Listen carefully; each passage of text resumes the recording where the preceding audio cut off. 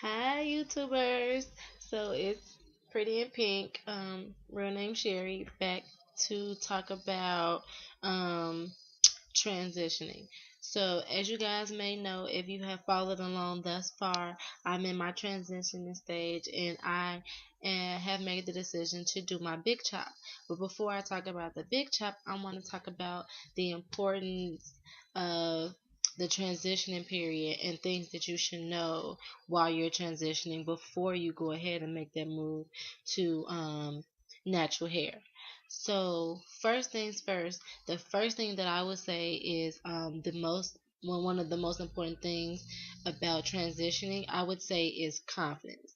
I mean, seriously, you just have to know that confidence is a key factor in having natural hair, especially transitioning, because when you're transitioning, you have the two different textures, and they're not going to look the same. It's going to look weird. It's going to frustrate you. And people who have not experienced the natural life or transitioning for that matter, they won't understand what's going on with the two different textures in your hair. So if you don't have confidence and if you don't wear that confidence well, I mean, it will show. And what will you have to show for it?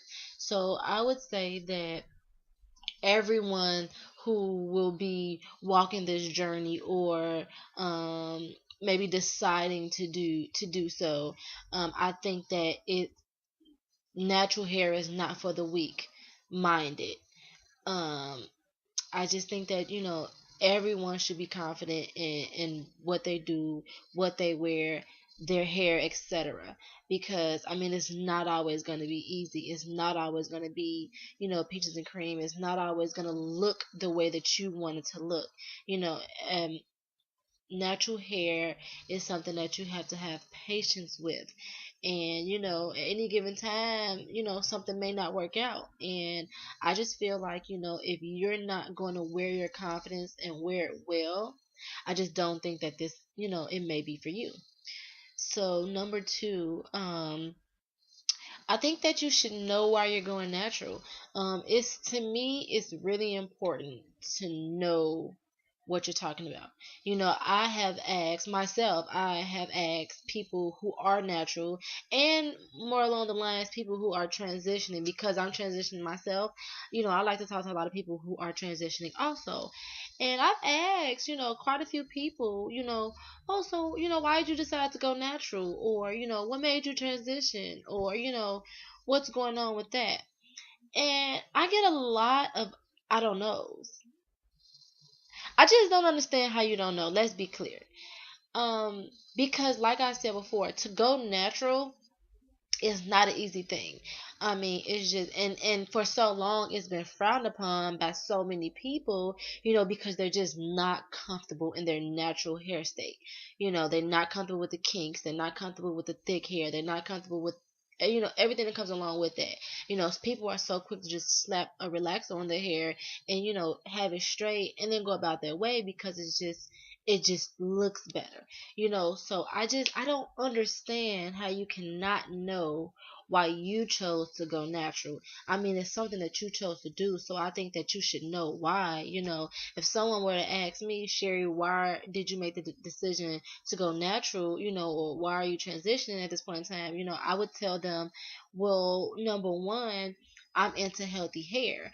My hair has always been long, and I have had healthy hair before, in my life, in my past. But I think that it's important to maintain healthy hair and to keep up with healthy hair. I think it's important to know about your hair, to know everything there is to know. So for that being said, if you ask me why I'm going natural, number one, I like nat I like healthy hair and I want to keep up with healthy hair. Number two, I'm obsessed with curls. I'm obsessed with big hair. My hair is very thick, but unfortunately, I cannot get the big poofy look with straight hair. I cannot get curls with straight hair. So again, I say that I'm obsessed. Hear me and hear me good. Obsessed with big hair, especially curls. So I mean, there's a few reasons, why I chose to go natural.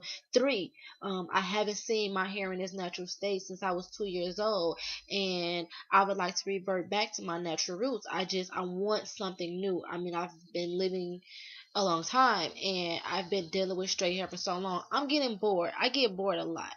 And I just think it's time for something new. I've seen pictures of myself from when I was two before I got my relaxer. I've seen my hair and I've seen that it was big and it was kinky and it was soft and it was beautiful. It was just lovely and I want to go back to that. So, you know, people, just please just know why you want to go natural. Just save yourself the embarrassment. Know something. Number three, I think that when it comes to doing transitioning, there's a lot of things that you can do with your hair, with a lot of hairstyles. Even those of you who don't think that you can, or those of you who aren't familiar with transitioning and what you can do with your hair. I mean, there's a lot of channels on YouTube that you can subscribe to. There are a lot of hairstyles you can do, transitioning, to make those two textures blend and to get that natural look that you're going for. I, for one, were one of those people who, like I said, I love curls and I love big hair, and I'm obsessed with the puffs and buns. I've never in my life ever worn a high puff. I've never worn a bun until I started transitioning to natural hair. I never thought that my hair could achieve that. I had no knowledge of that. And now, ever since I've gone to the transitioning stage, I realize now that you can mimic natural styles. There's the Bantu knots. If you're not familiar with the Bantu knots, you just part your hair in box parts, and you twist your hair to the ends, however long your hair may be, and you wrap your hair around into the knots, and you have the little knots all over your head, and that's Bantu knot. And you can have the high puff. You can I typically, whenever I do my high puff, I never do my hair puff regular.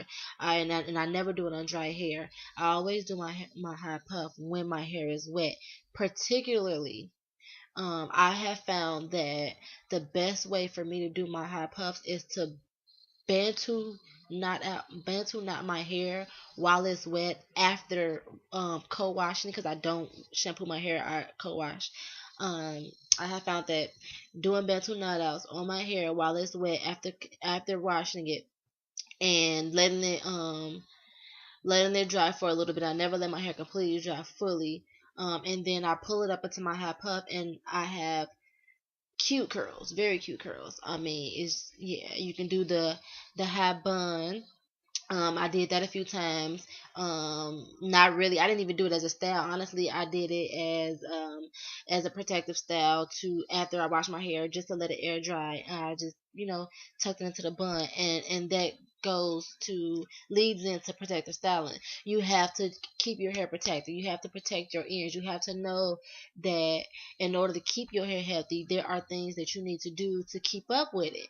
And so protective styling is very important. And every style that I just mentioned is a protective styling. Bantu knot outs, that's a protective styling because it helps tuck away. I'm sorry.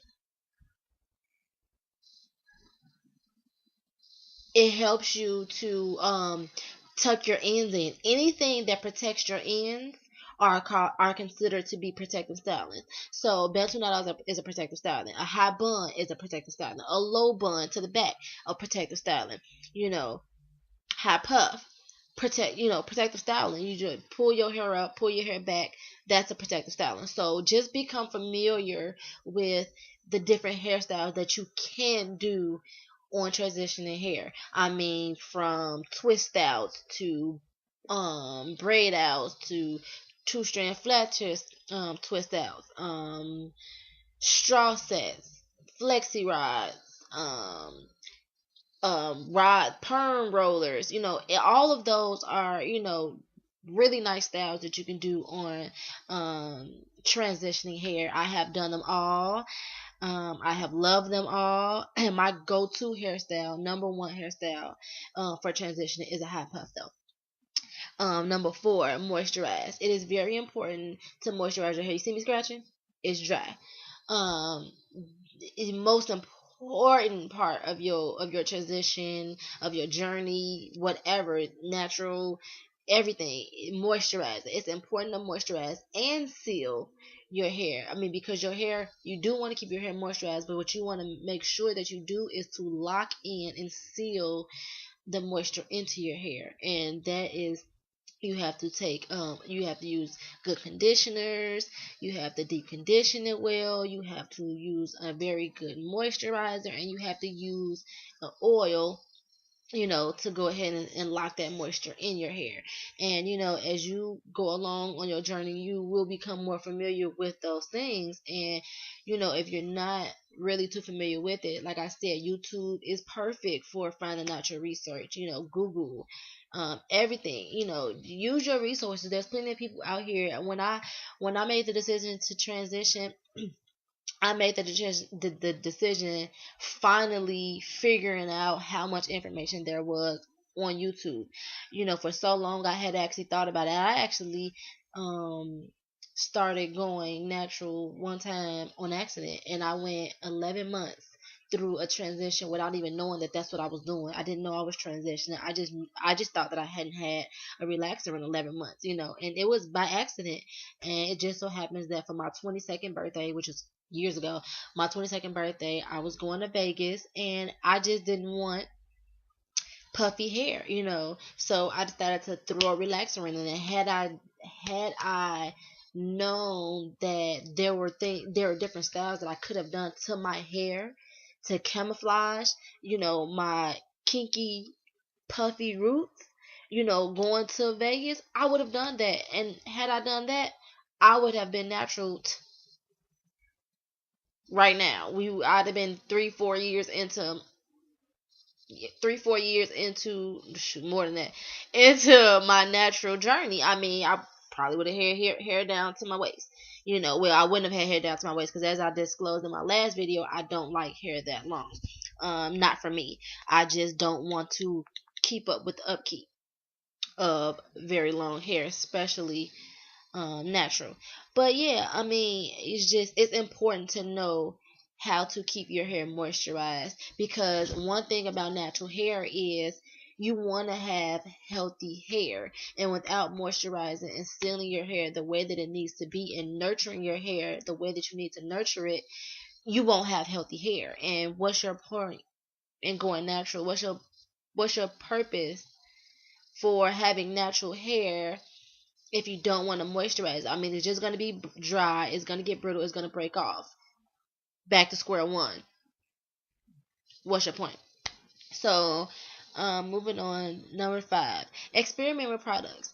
I believe that during your transition, that is the time that you should be experimenting with different projects. True enough, your hair while it's transitioning will not be the same once you BC and get to natural hair. However, I have not done my big chop yet, but I've watched enough videos to know that your hair will not be the same, once you chop your hair off. I mean, you deal with your hair during your transition, and you begin to think that this is how you get familiar with that, and you get comfortable doing that, and then you're like, oh shoot, now it's a whole nother texture once I cut their hair off. Your hair underneath your relaxed ends is not gonna be the same as it was with the relaxed ends. So now is the time to, during your transition, to experiment with different products, because you want to know what your hair likes and what your hair doesn't. So by the time you get to your natural hair, you'll kind of have a feel on what you should use and what you shouldn't. However, like I said, since your hair will not be the same, some of the products that you use while you're transitioning may not work on your natural hair once you're past your transitioning. It may have worked and been your best friend while you were transitioning, but it may not work when you become actually natural. Some of them may, some of them may not. It's just a luck of the draw. But now is the time to use that to your advantage. Become familiar with it. Everyone is not a product junkie. Some people are, some people aren't. Some people have 2 products that they use in their hair, 3, 4 products that they use in their hair, doing a transition and when they go natural. Some people are product junkies. I, for one, am a product junkie. Don't judge me. I am, though. But, I get products for days. I have products that I haven't even used yet. I have products that I use now while I'm transitioning, but I know for a fact I will not use them when I go natural. It just is what it is. Um, I watch videos and I'm like, ooh, that looks good. They said that that worked on their hair. That looks good. Let me try it. But